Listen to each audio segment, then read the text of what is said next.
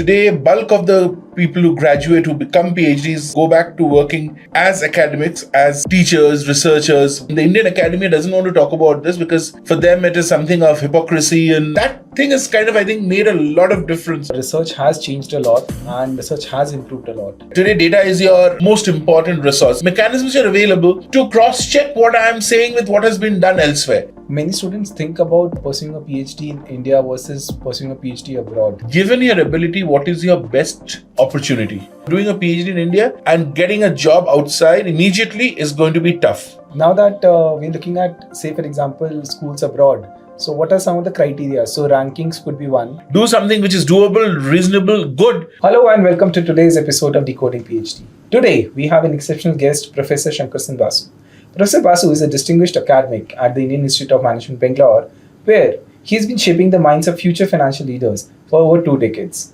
With expertise in quantitative finance, risk management, and capital markets, his deep knowledge spans the intricate world of financial services.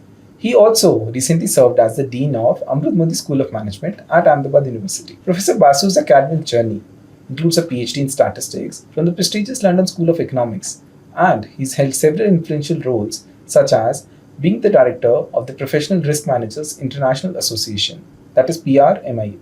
His work has had a significant impact not only in academia but also in the corporate world, with past leadership positions at institutions like Clearing Corporation of India and ICICI Limited. It's a privilege to have him on the show. Welcome, Professor Basu. Thank you so much for taking out time for us today. Thank you, Sanchit. Thank you for having me. Let's start off with a very broad question. You have 2-decade experience. How have you seen PhD in India evolve over this period? Interesting. 2 decades. One feels like a dinosaur at times. It's interesting. One of the important things that has happened in the Indian PhD academic space is there's a lot more focus on people who are wanting to become academic. Early on, we would see a lot of PhDs, particularly in the management space. I mean, science PhDs were always there, but I'm specifically more talking the management space.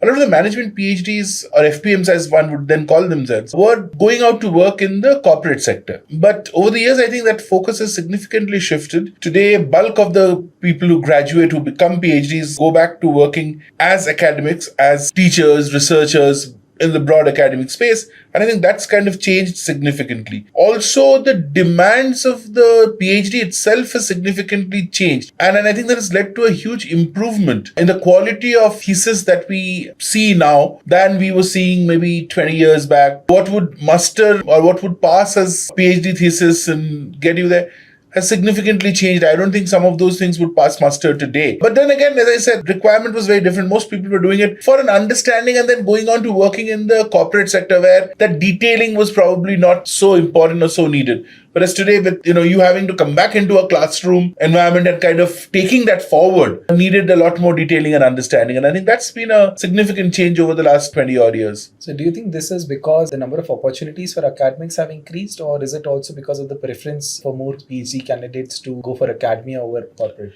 I think a combination of both. And I think also what is important is that particularly the academics in India, and in the Indian academia doesn't want to talk about this because for them it is something of hypocrisy and kind of we don't want to talk about it. But the reality of the thing is that increasingly compensation in academics have also started to, I won't say it will perfectly match, but given the trade-offs in terms of time, in terms of benefit, in terms of being your own master, so to speak. But keeping all of that, controlling for all of that, the compensation packages have also become far more attractive. So suddenly you are also getting a lot of the top-end students coming back into campus. So it was actually been an interesting journey. If you go back, not just 20, you go back 50, 60 years.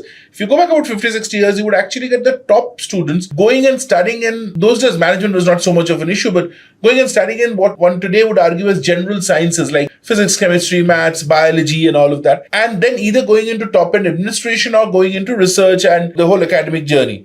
Somewhere in the middle, in the 70s and 80s, the focus shifted and pretty much all top school graduates, high school graduates, the primary focus became either you went on to become an engineer or you went on to become a doctor in whichever specialization. I think that started changing because that also happened because the overall compensation packages were very, very skewed against academic. That started changing sometime maybe in the late 90s and early 2000s. And that started attracting back a lot of people because today when I see, again, if I just go back a step and not just management, but if I go back today, when I see high school kids, a lot of them don't, even if they qualify, they don't end up going into the top engineering school IITs.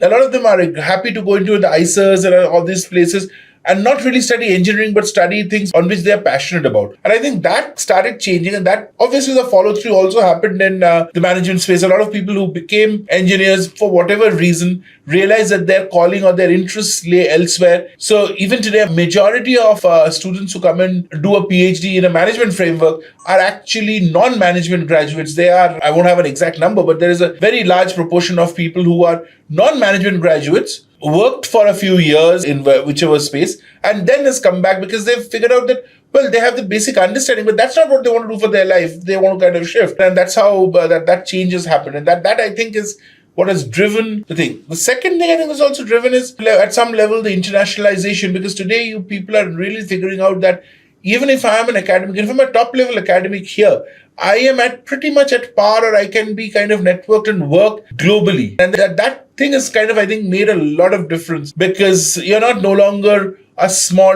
town, small environment entity working in that own space, but outside nobody really knows you. So I think that equation and accessibility to the larger international network has kind of made it attractive for a lot of people to kind of come in. And then today, research outcomes are pretty much at par. I mean, volume-wise, we might have significant differences, but at the top end, you won't see any major difference in quality, and therefore the outlook towards Indian academics per se, globally. You mentioned that research has changed a lot and research has improved a lot. But has the infrastructure that is there to help students get to their thesis, has that also improved accordingly?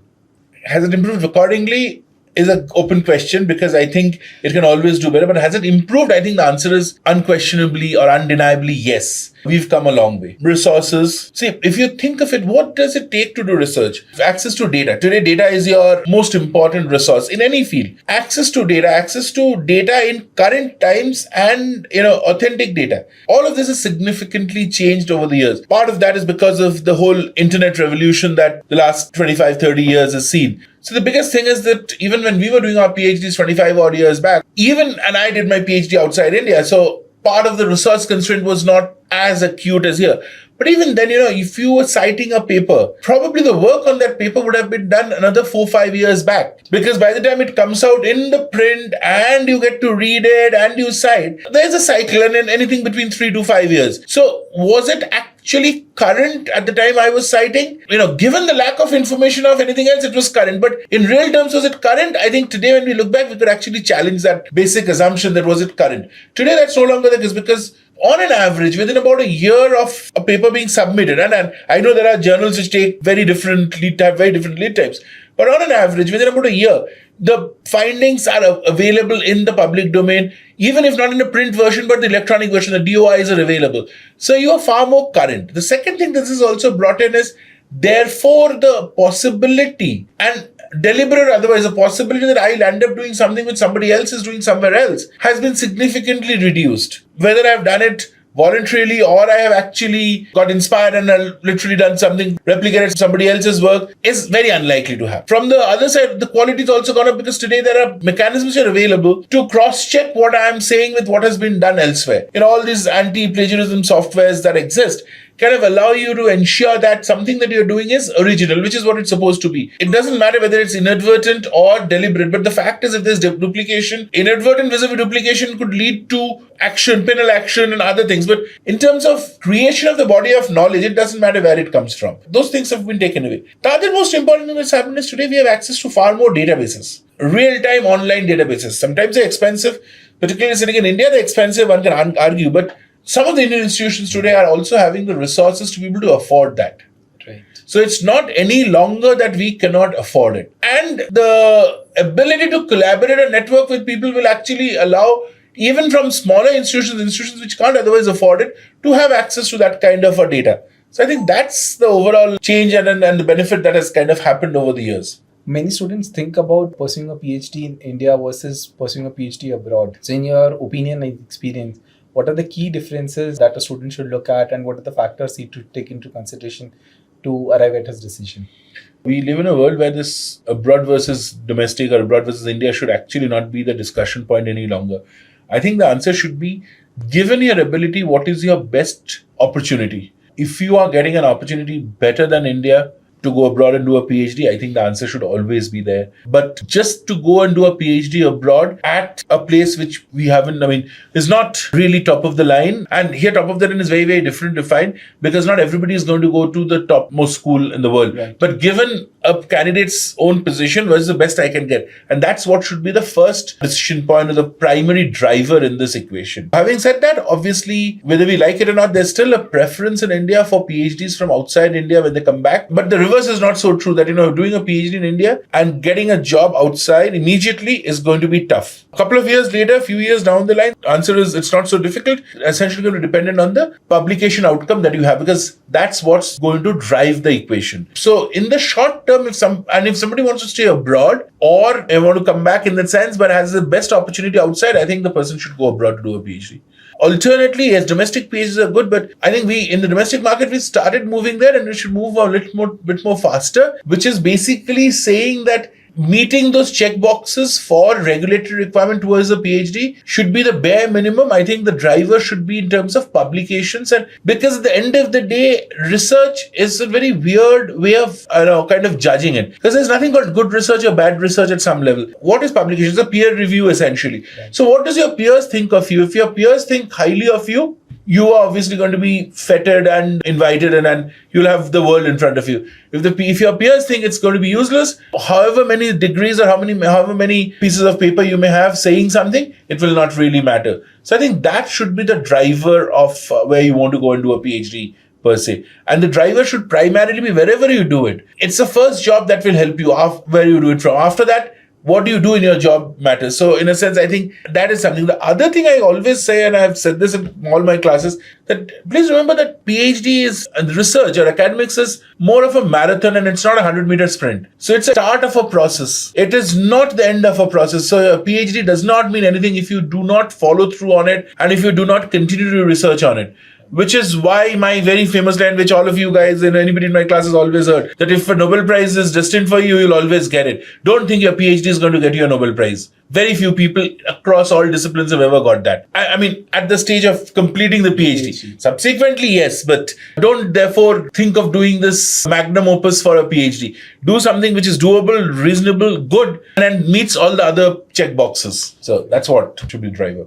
That's one advice to really, really hold close to heart. Now that we're looking at, say, for example, schools abroad, so what are some of the criteria? So rankings could be one. I think ranking is obviously a very important criteria. I think it's also important to look at how much does your research interest align with a set of faculty who exists in the school, because most of the times if you can identify a faculty and have an understanding with the faculty even before you join, that the process that person will be your supervisor and all is the best. But that does not always happen. But at least I should be able to, if I'm looking at that, I should also look at, does this department or wherever I'm going to school, does it have the ability to support me broadly in my research area? And do they have people who can kind of really help me in that thing? Because it's otherwise useless to land up in a school which may have a high ranking and name, but not necessarily for the niche area where I want to. And then it's kind of mismatch for both the school and the candidate, and it's kind of leads you nowhere. So I think it's also important, not just the rankings, also figure out what do I need to work on? Not a topic. I mean, nobody will have an exact topic or problem, but broadly what my interests are. And does it match with some people, their interests kind of match? So take a very simple example. I want to work on finance. I look at a school which only is an accounting school, and I don't have any accounting background. It might have a very high ranking in accounting space, but does it help me? The answer is no. So that's what I need to kind of ensure. That makes a lot of sense. So aligning that research interest. So do you think it's a good idea to write to some of these professors in advance to inquire if they... I think my answer always is one should. Today, life has become so easy. Again, what we said earlier, it's an email away. And please remember, what's the worst case that can happen? Somebody will not respond to it. Right. What do you lose? So it's like a VC funding. If you gain, you gain everything. If you do lose, you lose nothing. Your downside is zero. Our downside is writing a few emails. You can't be saying that, okay, I wrote an email and nobody responded. I mean, you can't have that kind of a position to start from. You should always write if the person responds. And even if the person responds, which says, I can't do it, but then the response essentially will open up the door to say, okay, sir, I want to do this. I understand you're busy. Whom else can I write to?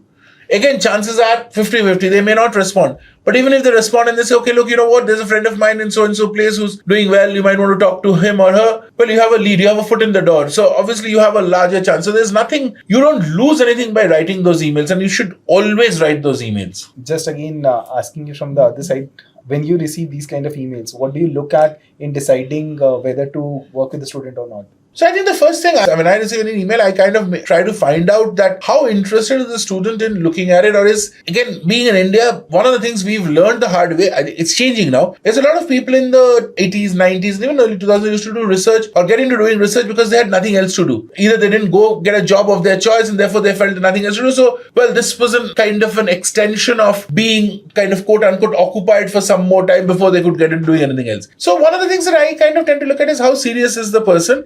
Broadly, does the person have the ability to kind of persevere to do this? They know everything, because if they know everything, why are they coming to do a PhD and why do they need to supervise? They can go and do it themselves. But are they kind of sincere? Are they ready to persevere? And it is not that you will actually get it right every time the first time. There are going to be, effectively there'll be a lot more failures in the process than a success. So is there the individual come across, and may not be on an email, but does it look, and therefore does it warrant a conversation to see, is the individual ready to kind of put that in and work through that process? That's because if you persevere, if you are sincere, you will get there. You should work smart, but working smart doesn't mean smart work, and is not a substitute for hard work. It is a complement to hard work. And that as long as that happens, I think good enough for somebody to come in and do a PhD. That's great. So as a student wanting to enter one of these schools, what should be included in such an email? What should I add to signal that I'm really interested? I think the first thing one should do is, it doesn't matter how flowery that English is. In fact, the more flowery English makes no sense, because obviously, so I think it should be a more genuine email saying this is what I want,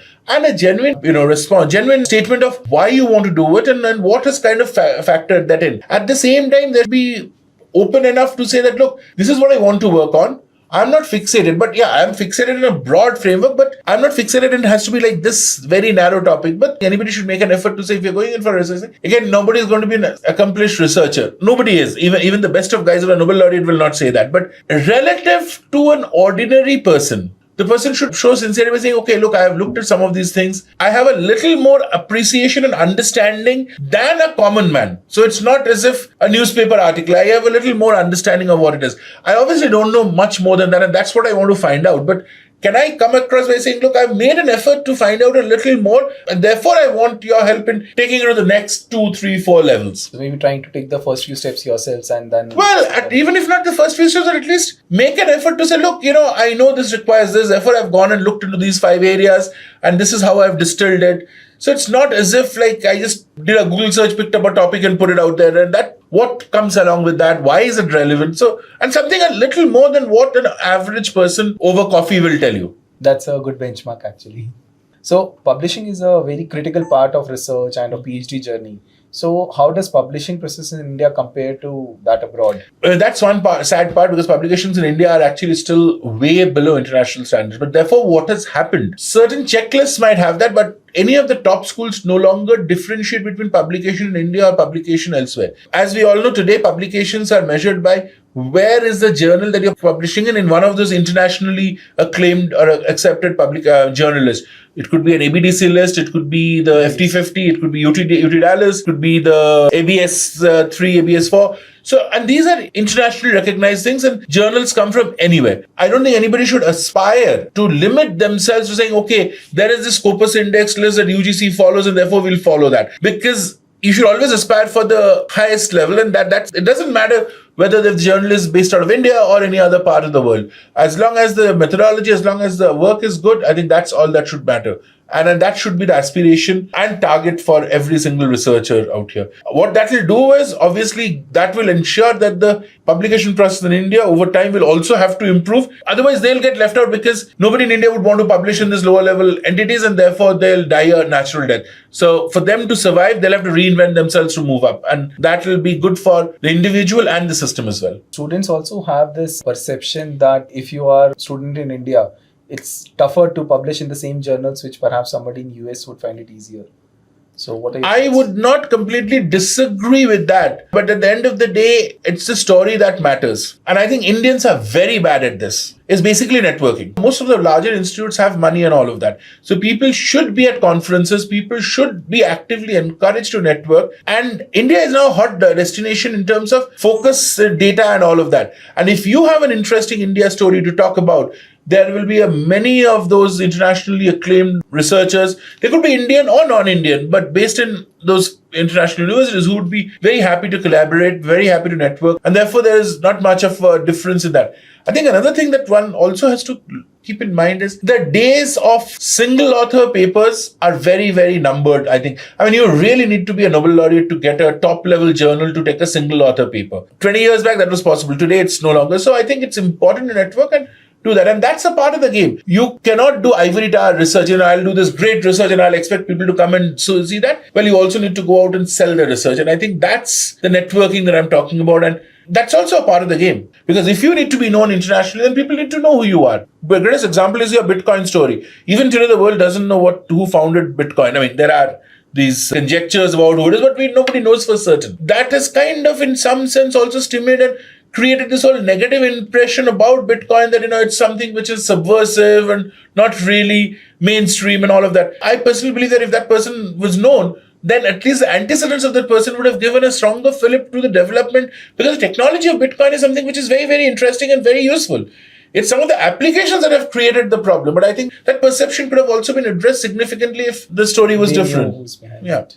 Now that we are on this topic on networking, some practical tips and insights on what should actually one do. So we all talk about networking is good, networking is great. So I think the first thing is, as I said, you should be seen more, both domestically as well as internationally. And now there are lots of international conferences that happen. So I think people should start, all those aspiring or not even aspiring. I mean, these are actually more for people who are in the PhD journey, should make sure that they go to conferences, present, reach out to other people who are there, discuss with them, talk to them, build those bridges, connect, proactively reach out to them, ask them for advice. Again, as I said earlier, you send 10 emails, 7 of them will not be responded. Fine, what do you lose? You don't lose anything. If there is one guy out there who responds and who helps you, and if that helps you crack a top level journal, I think, the initial kickstart to your career is done. That's what should be the primary focus. Reach out with what you have. But the other thing, one of the things that one has to remember in the networking journey is you also have to reach out to people with something you have.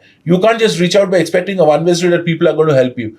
Charity can only last up to a certain point. Beyond that, it is a transactional relationship. So you bring onto the table what you can offer, what do you have, what do you understand, and maybe go more than halfway down the street. The other guy then comes about 30-40%, and that's when and if you do one or two successful networking, if you've networked one or two successfully, I think then it's much easier to fan out faster. As a senior researcher, what are you looking for a student to bring to the table? Fundamentally, a couple of things. If somebody would come to me, something new, which I have not really worked on, and is ready to kind of work along, because a lot of people kind of want to move on, but for a variety of things don't want to go out of their comfort zone. So if there's a student who comes into this, look, I am ready to do this, will you help me with this?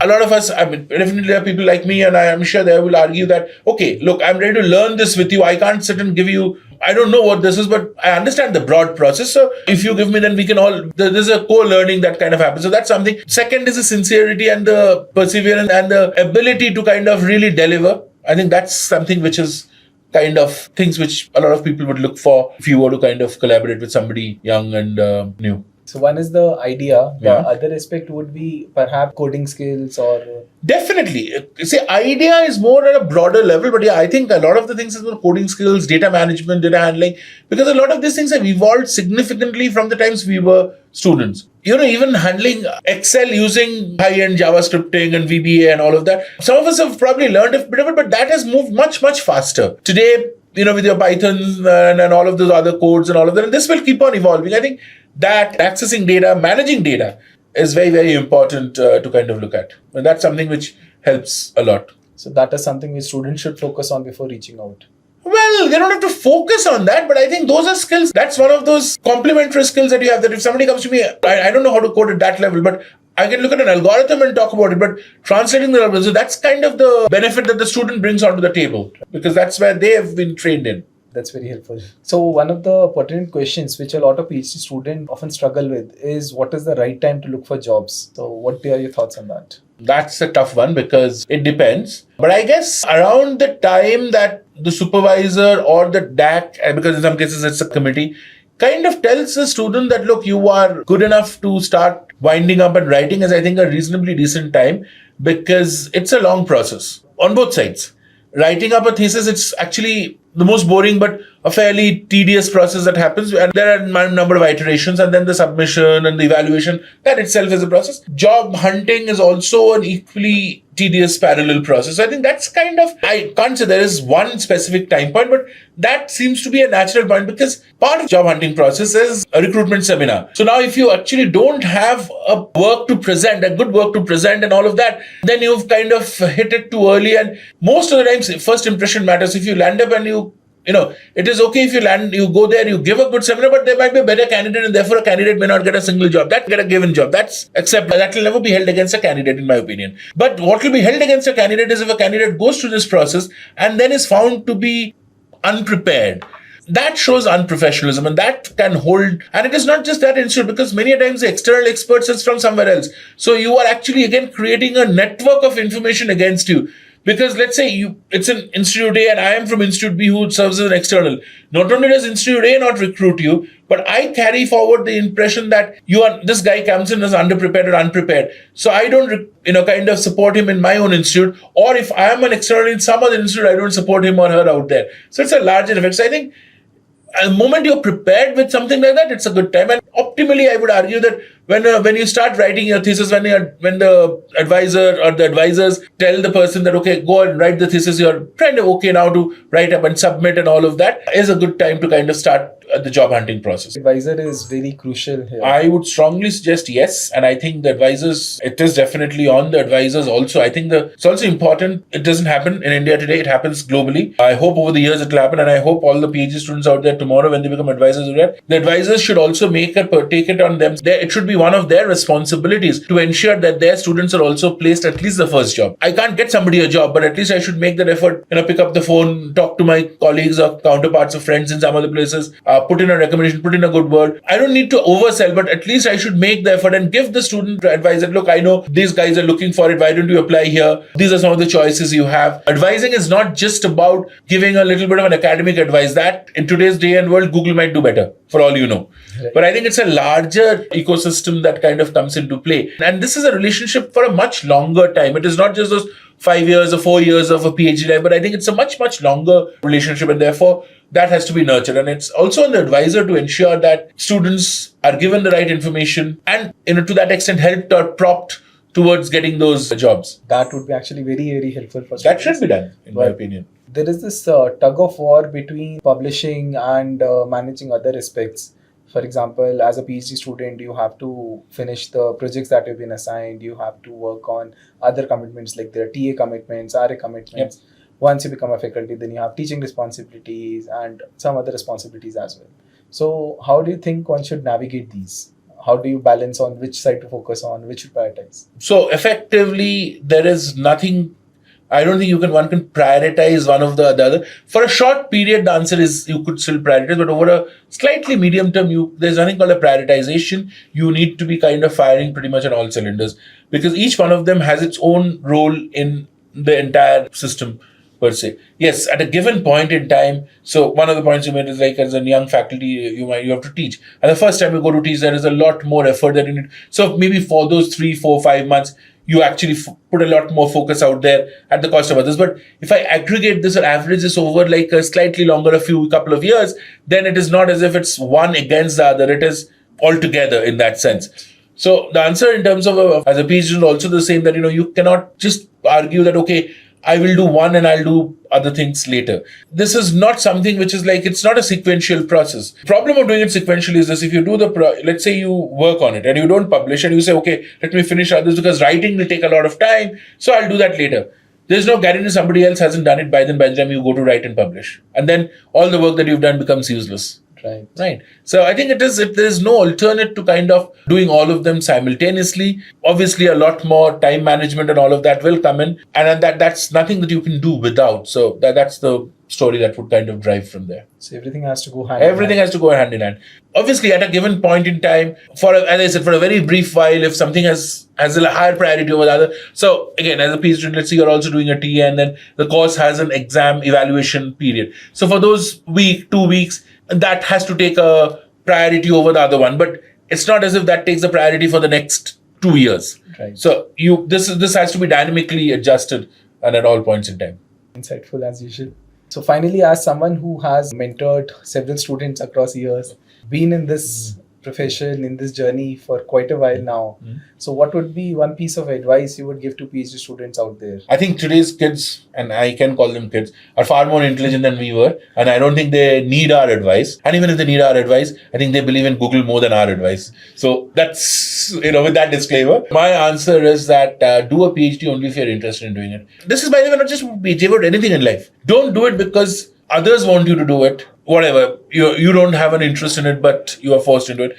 I think what has happened over the years and across the globe and across every other sector, alternatives to do other things in life is very high, and a multitude of that. So do it only if it is of interest to you. Because if it is of interest to you, you will find it interest in doing it, and therefore you will be ready to put in those extra hours, extra effort in delivering on all of them. Because I think the only thing you should be worried about, and any PhD student out there should be worried about, is it's not about what you do. You can do whatever you like, but make sure you are the best in what you do. At least 10 years later, 20 years later, you should not look back and regret that I could have done things differently. I could have done things better, which I did not. As long as you can drive that process, that I did whatever I could at that point in time, the best one. And if as a part of that, PhD happens to be the ultimate career goal for you, the life goal for you, that's a good option. Definitely go and do that. Don't do it just because, as I said, you don't have anything else to do. Everybody in my family is a PhD, so how can I not be a PhD? Getting a PhD will help me get this one promotion. I think you can get that one promotion, and some of these places you might need it. But I think in the overall, over a period of time in life, you'll realize that the cost of doing that has been too high. You could have got the same things elsewhere. So do it if you are interested in it, and do it with all sincerity. And also please remember, and this is obviously standard finance story, and all of us understand, conditions change, scenarios change, situations change. So know how to cut your losses. So even if getting into a PhD and after a couple of years you figure out it is not working out for whatever reason, because things may have changed, know how to cut your losses. Don't put the rest of your life on for something which is a decision which was taken, a well-intended decision taken at a point, but conditions and scenarios have changed. So let sunk cost be sunk cost, but move on. And despite all of this, you think PhD is still the best option, then I think you will definitely succeed. But most of the people who don't succeed are because they let these conditions drive their PhD and not their inherent interest to do a PhD. Very, very good advice. Kind of inspired me to ask one more question. So what's one thing a PhD student must do to improve, and one thing which they definitely should not do? If I look at most PhD students in India particularly, though I have very little exposure of current PhD students outside. I can talk about my generation and my peers, but conceptually, knowledge-wise, our students are no less than anywhere else in the world. At equivalent levels anywhere else in the world. I am pretty certain of that when I see the outcomes at different conferences and all that. I think one of the things that our students typically lack is what I've been harping on. And however we want to put it is this whole idea of presentation, networking, selling themselves. And then selling themselves does not mean you have to, in the negative connotation, selling your idea to the world, selling your proposition to the world is also important. People should know you. I think that's something which our students as a community, and I think that's a larger problem as a society. We don't have, just because the society doesn't do it cannot be the shield that I don't do it. I need to do it, and therefore I need to improve on that to kind of look at that. Particularly as a PhD student, if you want to continue be an academic for the rest of your lives, any success is yesterday. You may have whatever the best of papers, but see, for example, one of the classic analogies of this is most top business schools today across the world have to be accredited under what is called as the AACSB, Association of American Collegiate Schools of Business. AACSB requires faculty to be research active, and they have different categories. So if I have to teach master's and PhD level courses, I have to be what they call as a scholarly active faculty. And their definition of scholarly active is you have to have a certain number of publications at a certain high level over the last 5 years period. So it's not as if I did one paper or one publication at the beginning of my life and I got my essay status for 5 years. But after that, the essay status drops away and I cannot continue to teach. I have to continually keep doing it, publishing to retain my essay status, which essentially translates saying that I can't rest on my laurels. So what I've done. People may know me for that. But that knowledge and that information will go away very fast. So I need to continually keep reinventing, evolving, and keep on doing things. What I have done is good, will get me into the door, but then what I do next is what will take me for the next period and things like that. And the last thing I will which is actually goes back to what you should do, but effectively I'll add to that is also link up with the real world. Most of the times our PhD students don't link up with the real world. You can look at it whichever way you want to look at it.